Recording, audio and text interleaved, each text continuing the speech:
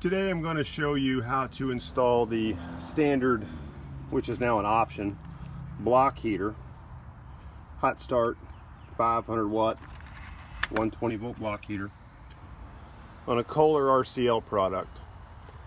They are now options for obvious reasons. People in the southern states don't need them. We do. This is a 30 kW, and I forgot to film this before I started, but you first must pull this side panel loose, and to do that you take this screw, there's a screw on the bottom on this corner here, there's a screw here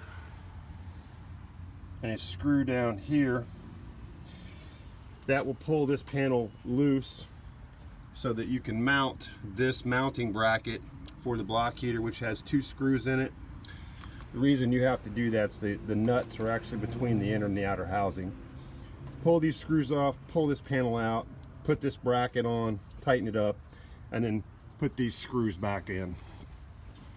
What I've done is I've preformed, or I should say pre-assembled, my block heater here with the short hose on it, the long hose for the bottom, the heat shield.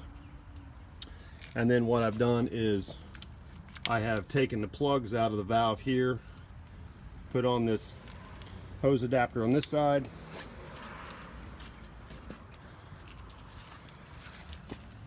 and I've taken the plug out of this valve here, and I've put the nipple, the coupling, and the hose adapter on that side. The hose adapter takes an 11/16 inch wrench, and when you put your coupling and nipple on, just make sure you put some Teflon tape on there to seal the threads. So what I'm going to do now is I'm going to mount the block heater in, connect the hoses, show you the completed installation. I've only got 2 hands, so I'm going to pause this. When I'm done, I'll show you the final product. So when you are complete, you'll see your block heaters here. Your short hose is up, connected to the existing valve.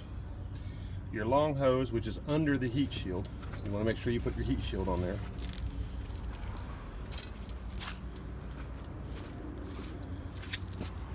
is connected to the valve on this side. Now what we're going to do is we're going to turn these valves on, which will then liquefy the system.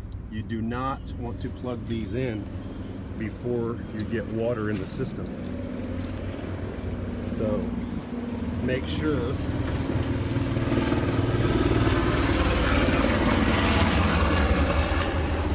say hello to the Army flying overhead. Going to the Pentagon. Do not plug these in before you liquefy the system, as you will burn them up.